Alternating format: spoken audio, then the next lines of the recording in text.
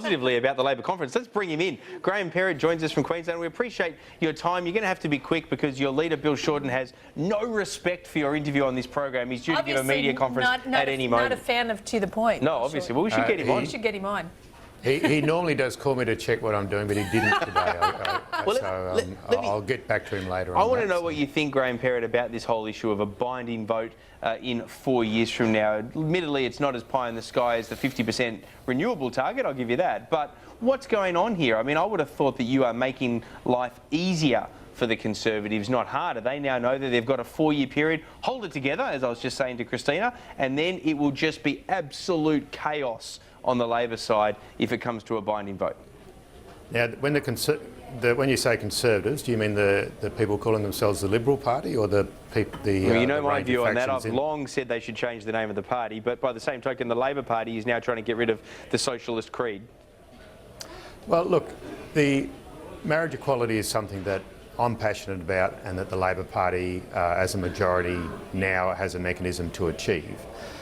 We've also got Warren Entsch and Teresa Gambaro about to introduce a piece of a private member's bill. There will be a vote on this now, and because the Labor Party is not bound at the moment, Tony Abbott won't be able to argue that his party should be bound.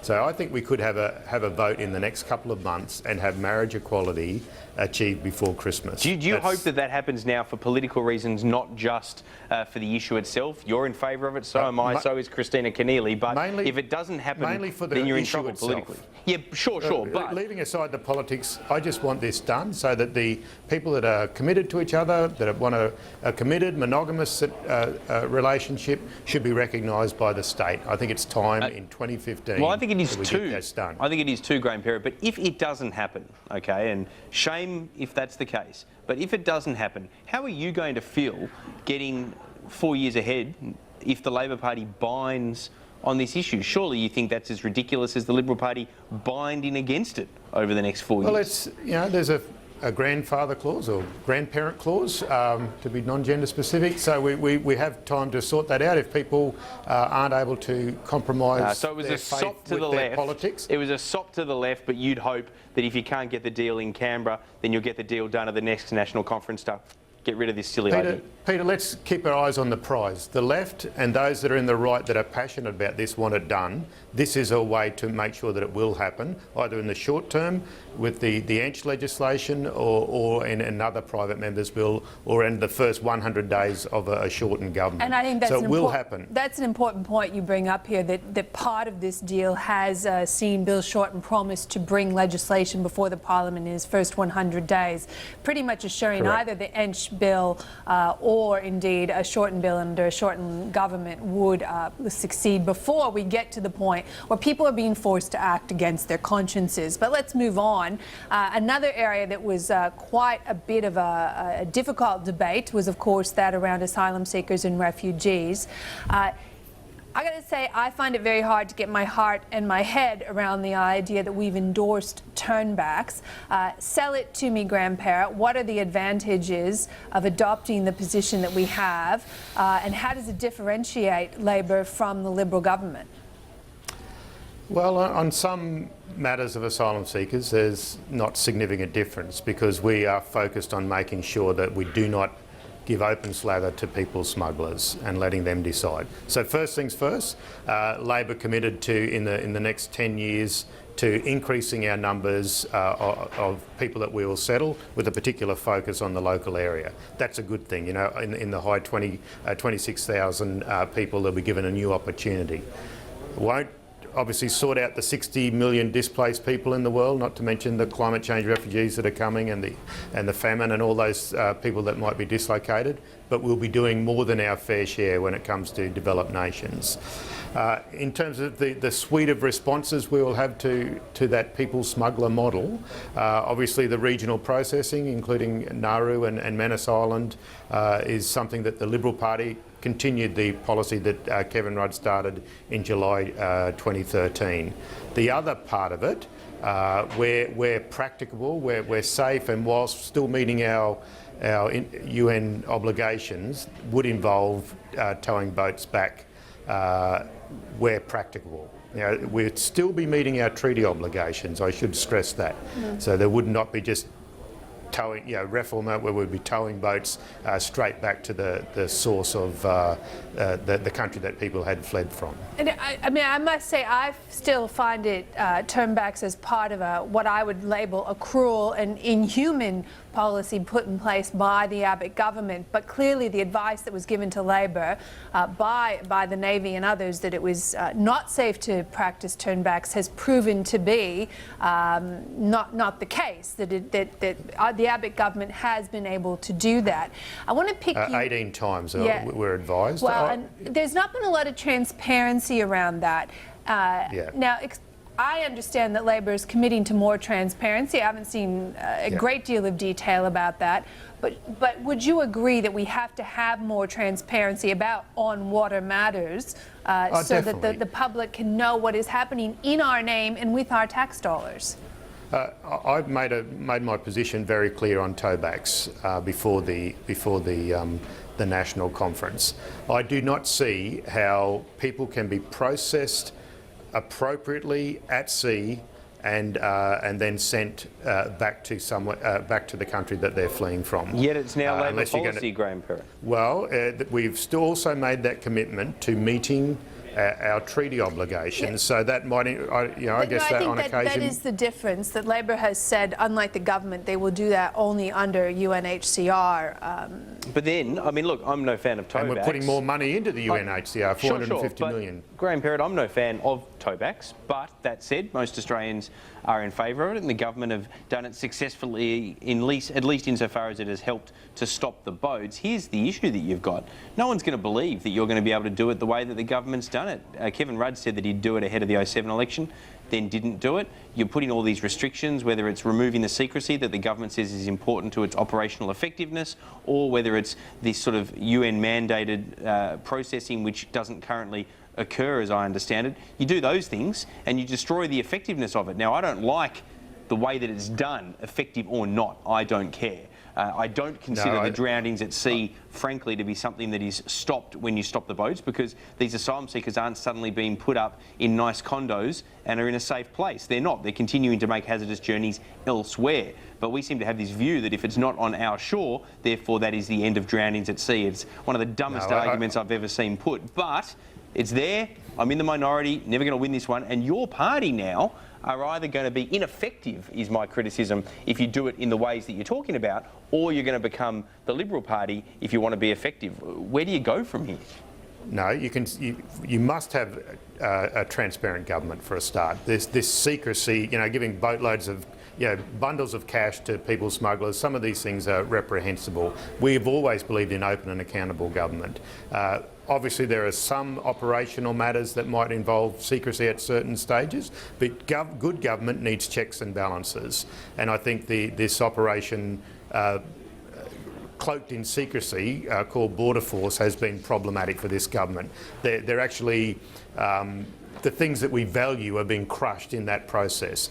But do not for 1 minute think that the steel in Richard Marles' back and those other members of the cabinet that have been involved with the drownings at sea, that saw the short-sighted decision by the Greens and the Liberal Party to white ant the Malaysian solution that probably would have achieved the same results. Labor has learnt. I was on the Christmas Island tragedy inquiry. I saw that footage of those people drowning off the rocks at Christmas Island. I understand that if we are going to have any semblance of a conscience that is clear, we must be solid on this. It's tough decisions. When you've got 60 million displaced people in the world and nearly all of them would love to come to Australia, you have to be realistic. But do you really think not that hugging you're rainbows, stopping... you've got to be realistic. But Graham Perrett, are you really stopping deaths at sea just because you can't see them with your own eyes? I mean, what gets me about this is we're not saying, OK, we're turning the boats around and putting them in a safe UN-mandated zone when we turn them around. We're just shoveling them back so that they can try another hazardous journey, perhaps again to Australia, or perhaps to another country further adrift, or perhaps in squalor in Indonesia where they're not recognised as citizens. I But accept Peter, the the regional effectiveness of... processing focus and taking more people from there is part of that solution. But remember, there are criminal gangs.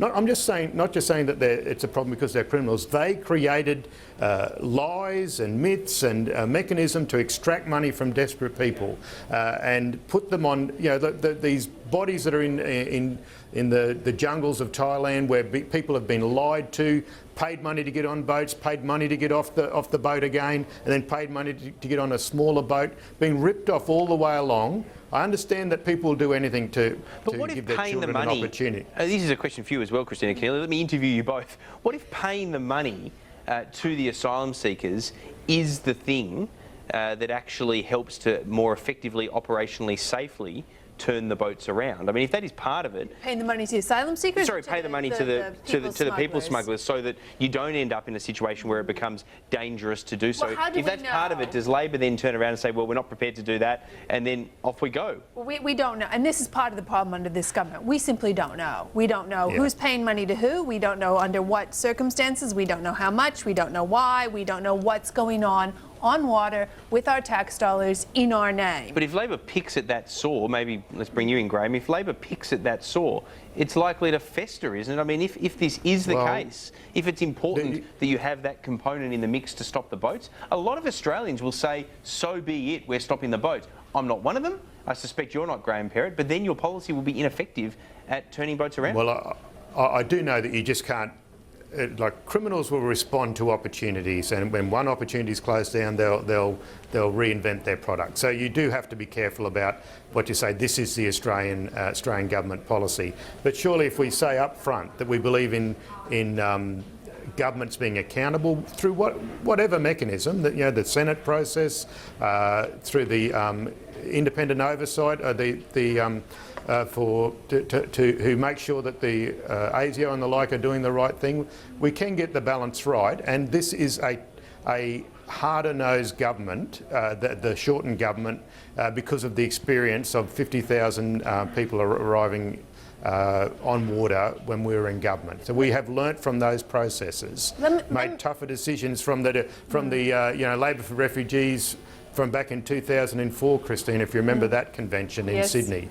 I have hardened my heart somewhat because of the number of, 1 in 50 people drowning is something I found it hard to have on my conscience.